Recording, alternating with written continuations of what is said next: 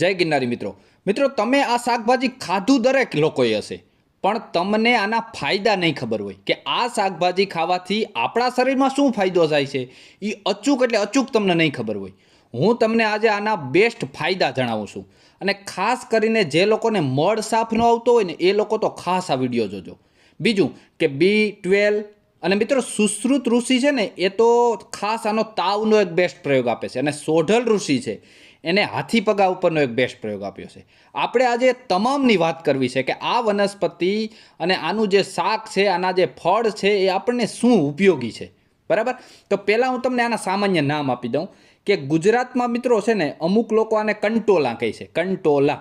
અમુક લોકો આને કંટોલી કહે છે અને અમુક પ્રદેશમાં અમે કંકોડા કહેવાય. કદાચ તમારા વિસ્તારમાં આના નામ અલગ હોય, કેમ કે સ્થાનિક ભાષામાં દરેક જગ્યાએ નામ આના અલગ અલગ હોઈ શકે. એવું હોય તો તમે એક કોમેન્ટ કરજો કે ભાઈ અમારા વિસ્તારમાં આ નામ આનું આ છે. બરાબર, સારું. હવે બીજું મિત્રો કે હું તમને છે ને આની નાની એવી એક ઓળખ આપું કે પહેલો વરસાદ પડે ને એટલે કંટોલીના વેલા વાડ કાંટામાં ઉગી જ નીકળે છે.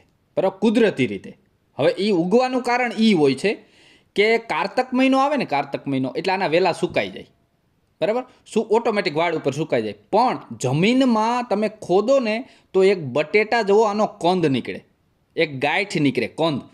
એ કંદ આખું વર્ષ અંદર ને અંદર રહે છે. અને જેવો ચોમાસાનો પહેલો વરસાદ આવે એટલે કંદમાંથી વેલા ઓટોમેટિક ઉગી નીકળે છે. અને એ વેલા મોટા થાય એટલે એમાં એટલે આપણે તો કોઈ વર્ષ આને એક જ વાર વાવી ગયો એટલે તમારે દર વર્ષે આની ઉપાધિ નહીં. બરાબર, આની ખાસ એક ઓળખ છે. બીજું કે આના પાન હોય ને મિત્રો એ 5 ખૂણિયાવાળા હોય. અમુક જગ્યાએ 3 ખૂણિયાવાળા જોવા મળે, અમુક જગ્યાએ 5 ખૂણાવાળા હોય છે. અને ફૂલ હોય ને એ પીળા કલરના હોય છે. અને એક ફૂલ ઉપરની આની એક ખાસ ઓળખ શું છે મિત્રો ખબર? આના ફૂલ હોય ને સંધ્યા ટાણે ખીલે. મતલબ કે 5-6 થાય ને એટલે આના ફૂલ ખીલશે. આ એક મહત્વની આની ઓળખ છે. આમાં મિત્રો 2 વેલા હોય છે, એક નર અને એક માદા. બરાબર, હવે નર વેલો હોય ને એમાં ફળ આવતા નથી, એમાં માત્ર ફૂલ જ ઉગડે છે. અને માદા વેલો હોય ને એમાં ફળ, આજે આપણે કંટોલી કહીએ, ઓયલાને આપણે કંટોલો કહીએ, આને આપણે કંટોલી કહીએ. બરાબર, અને જેમાં ફળ ન આવે ને એને હિન્દીમાં વાંજણી કંકોડી પણ કહેવાય છે, બાંજ કંકોડી એવા નામથી પણ ઓળખે છે. એટલે વાંજણી કંકોડી એટલે એનો મતલબ એ કે એમાં ફળ નથી આવતા.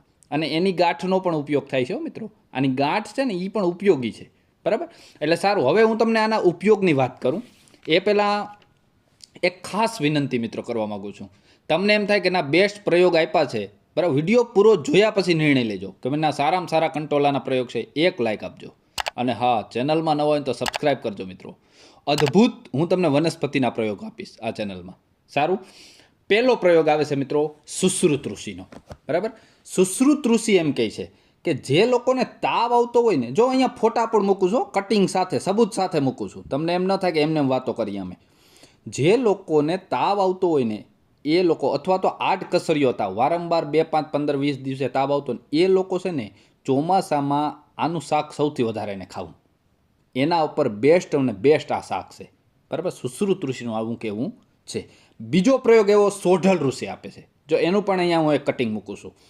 સોઢલ ઋષિ મિત્રો એવું કહે છે કે જે લોકોને હાથી પગો થયો હોય ને, હાથી પગો રોગ એટલે કે તમારો પગ છે એ એકદમ સોજી જવો. બરાબર, એ હાથી પગાનો રોગ છે. એમાં શું કરવાનું ખબર? આ જે આનો અંદરનો કંદ નીકળે ને, કંટોલી કે કંટોલાની અંદરનો છે કંદ, ગાંઠ મેં વાત કરી, એ ગાંઠને ઘસવાની પાણામાં, પથ્થરમાં, અને થોડુંક પાણી નાખતો જવાનું, ઘસતું જવાનું, પાણી નાખ, એટલે એનું જે રસ નીકળે ને, બરાબર, એ રસ છે એના 1-2 ટીપાં જો નાકમાં નાખવામાં આવે ને, નસ્ય લેવામાં આવે તો હાથી પગા ઉપર ઉત્તમ પરિણામ મળે છે. બરાબર, આ પણ એક સોઢલ ઋષિનો બેસ્ટમાં બેસ્ટ પ્રયોગ છે.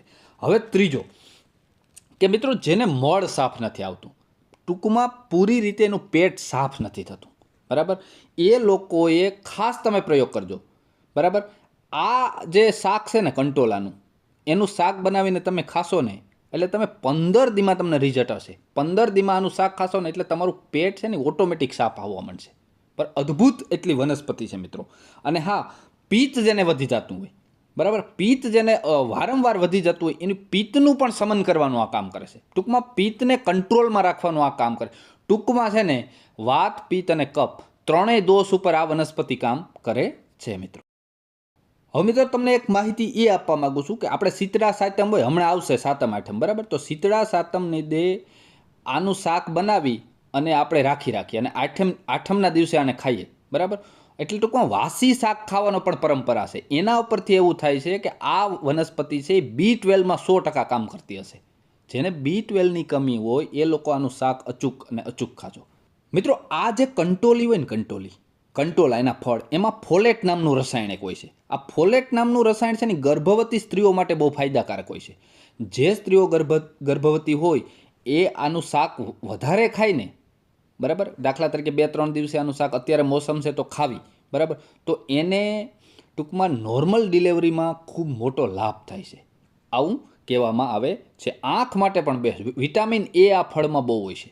આ શાક છે, બરાબર, એમાં વિટામિન એનું પ્રમાણ જોરદાર હોય છે. એટલે આંખ માટે પણ મિત્રો આ ઉત્તમ કામ કરે છે. બીજું આમાં દ્રવ્ય હોય છે મિત્રો લ્યુટેન નામનું દ્રવ્ય છે ને ચહેરાની સુંદરતા, તમારા ચહેરામાં કરતલીઓ પડી હોય છે, ડાઘ હોય છે, એના ઉપર કામ કરે છે. એટલે જે લોકોને એવી તકલીફ હોય એ ચોમાસામાં આ શાકભાજી ભરપૂર રીતે ખાવી, બરાબર, એના ઉપર પણ ટૂંકમાં સુંદરતા ઉપર પણ આ શાકભાજીનું ઉત્તમ કામ છે મિત્રો. અને લાસ્ટ પ્રયોગ અને સારામાં સારો પ્રયોગ મિત્રો, ચોમાસામાં છે ને તમને ખબર હશે કફનો સંચય થાય છે. એટલે કફ આપણા શરીરમાં ભેગો થાય છે અને ભાદરવો મહિનો આવશે, ભાદરવો આદો મતલબ શરદ ઋતુ આવશે, એ દરમિયાન કફ છે ની બહાર નીકળશે, એટલે તાવ આવે છે, તમને બધાને ખબર હશે. તો આ શાકભાજી જે લોકો ટૂંકમાં ચોમાસામાં વધારે ખાય ને એનો કફ છે ને સૌથી ઓછામાં ઓછો સંચય થાય. કફ ભેગો ટૂંકમાં કફનો નાશ કરનારી છે. એટલે ચોમાસામાં સૌથી વધારે અને સારામાં સારી રીતે આનો પ્રયોગ કરવો. અને એથી પણ એક વિશેષ હું તમને વાત કરું છું. હવે આ શાકભાજી છે ને એ મોટા ભાગે વાયડ વેલામાં વધારે થાય છે. એટલે બેસ્ટ વસ્તુ એ છે કે આ ઓર્ગેનિક વસ્તુ છે. આ તમે ખાશો તો એમાં કોઈ પેસ્ટિસાઇડ દવા છાંટેલ મિત્રો, આમાં કોઈ ખાતર નથી. એટલે તમારા શરીરને ઓર્ગેનિક શાક જો 2-3 મહિના તો આપણે મળે ને, માર્કેટમાં વેચાતા હોય છે ને એ કદાચ બજાર કોઈ વ્યક્તિ જંગલમાંથી વીણીને લઈ આવતું હોય ને, ભલે થોડાક મોંઘા પડે પણ એ હશે ઓર્ગેનિક, બરાબર. આની ખેતી પણ કરવામાં આવે, એવું નથી કે ખેતી નથી થતી, પણ તમને જો ક્યાંય જંગલ વાડ વિસ્તારમાંથી મળે અને એ વસ્તુ તમે 2-3 મહિના આરોગો તો તમને વિચાર કરો કે કેન્સર અત્યારે તમને ખબર છે આપણે પંજાબ કરતાં પણ આગળ નીકળી ગયા કેન્સરમાં. તો એમાં પણ આનું કામ ઉત્તમ રહેશે મિત્રો, કે આપણે ઓર્ગેનિક જેટલું ખાશું એટલું આપણા શરીરને ફાયદો જ છે. એટલે ઓર્ગેનિક શાક 2-3 મહિના ખાવું, બરાબર. જેટલી ટૂંકમાં શાકભાજી આ લેવાય ને એટલી ઉત્તમ છે મિત્રો. તમને જરૂર પસંદ આવ્યો હશે વિડીયો. ખૂબ ઊંડાણથી માહિતી આપી છે. સારી જે વસ્તુ મને લાગી મેં તમને પીરસવાનો પ્રયત્ન કર્યો છે.